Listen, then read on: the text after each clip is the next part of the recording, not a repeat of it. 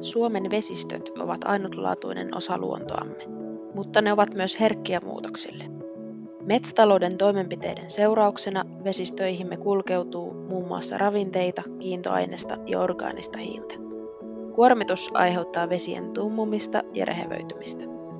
Metsätalouden vesistökuormitusta voidaan kuitenkin hillitä erilaisilla vesien suojelutoimenpiteillä. Mirva, miksi vesien suojelu on tärkeää? No, vesien suojelulla pyritään estämään vesiemme tilan heikkenemistä ja vesillä ja niiden tilalla on tietenkin merkitystä kaikenlaiselle eliöstölle, mikä ton vesi on heidän elinympäristö. Ja voidaan lähteä aivan täältä lähteistä, puroista, virtavesistä aina järviin ja meriin saakka. Ja tietysti meille ihmisille on myöskin vesien tilalla merkitystä, jotka vettä käytetään raakavetenä virkistykseen, kalastukseen.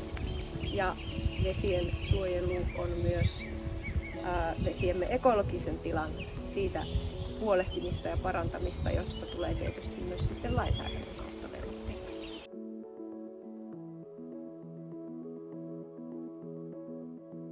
Ollaan nyt täällä Hollolassa, Soltijärven laskuuomalla. Ja täällä on viime talvena tehty päätehakkuu.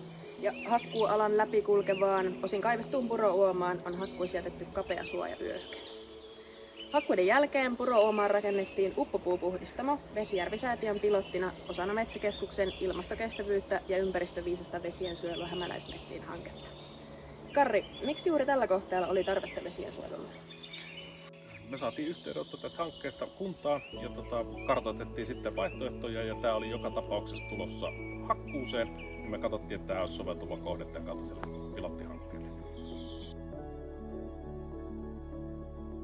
Mirva, minkälainen vaikutus hakkuulla on tämän vesiuoman ja sen alapuolisen vesistön laatu? No, hakkuilla yleensäkin on riski, että ravinnekuormitus, eli typen ja fosforin valunta, voi kasvaa ja sehän sitten lisää rehevöitymistä ja esimerkiksi alapuolisessa vesistössä sitten ohintoja.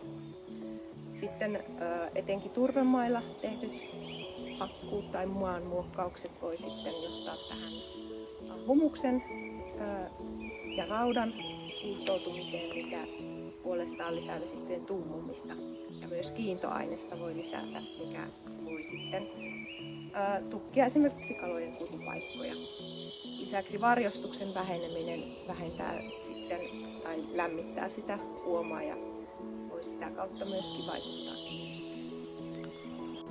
Tänne on valittu siis vesiensuojeluratkaisuksi uppopuupuhdistamo. Mikä se on ja miten se toimii? Uppopuupuhdistamo on käytännössä nippurankoja tai tukkeja uomassa veden alla. Ja tarkoitus on, että niihin kehittyy tämmöinen biofilmi. Ja biofilmi koostuu levistä, alkueläimistä, sienistä, bakteereista. Ja sitten tätä biofilmiä käyttää hyväkseen sitten monipuolinen pohjaeläinyhteisö. Sinne voi muodostua aivan tämmöinen ravintoverkko, että sitten myös niitä pohjaeläimiä saalistavat vedot. Ja monet näistä eliöistä on vesihyönteisiä, jotka sitten muodonvaihdoksen kautta siirtyvät jossain vaiheessa ilmaan. Mutta tämä yhdessä biofilmi ja eliöstö käyttää ravinteita ja sitoo sitä kiintoainesta ja humusta sieltä vedestä, eli sen tarkoitus on ehkäistä kuormitusta. Miksi sitten tähän paikkaan valittiin vesiensuojeluratkaisuksi juuri uppopuhdistamo? No siinä mietittiin erilaisia vaihtoehtoja, mutta sitten tässä kohteessa on aika paksulti turvemaata, jota ei haluttu sitten kaivaa liettymisen välttämiseksi. Ja myöskin oli epäilys, että tämä kosteus tällä alueella voi vielä lisääntyä, kun puiden haihdunta lakkaa. Eli hyvin sellaista padottavaakaan systeemiä ei oikein voitu tehdä. Ja ajateltiin, että nämä tällaiset pitkittäin olevat rankainpuut sitten aiheuttaisi vähiten sitten sellaista haittaa, mutta että niillä voisi olla jotakin merkitystäkin. Karri, minkälaisia metsänhoitotoimenpiteitä tänne on seuraavaksi suunniteltu ja miten niissä huomioidaan vesiensuojelu? Seuraavaksi tämä laikutetaan tämä hakkuuala. Laikutus valittiin sen takia, että se on todennäköisesti se maanmuokkausmenetelmä, millä sitten vähiten irtoaa kiintoaineesta sitten sadevesien mukana. Ja sen jälkeen kun se on laikotettu, tämä istutetaan rauduskoivutaimella. Miksi juuri rauduskoivu? Me todettiin, että rauduskoivu kasvaa nopeiten, kasvattaa nopeiten juuristoja ja pystyy sitten lyhimmässä ajassa alkaa sitoa tätä kiintoainesta ja välttämä ero sieltä. Selvä.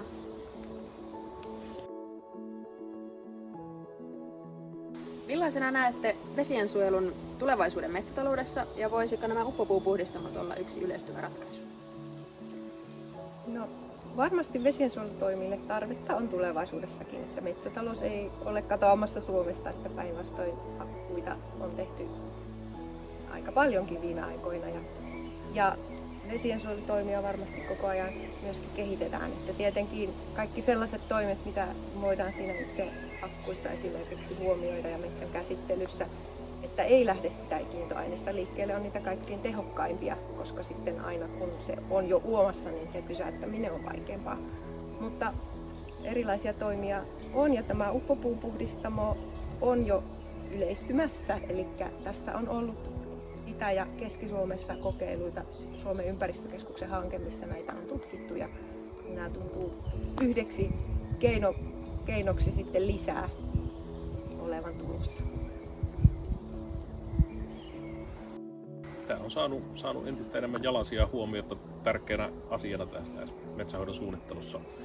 Ja yleistyvä asia, toivottavasti tästä saadaan positiivisia tuloksia tästä hankkeesta ja ainakin niin kuin näin maanomistajan edustajan näkökulmasta tämä meni meidän puolesta tosi hienosti tähän mennessä ja toivotaan, että voitaisiin tätä yhteistyötä jatkaa sitten seuraavillakin kohteilla. Hyvä. Kiitos teille haastattelusta.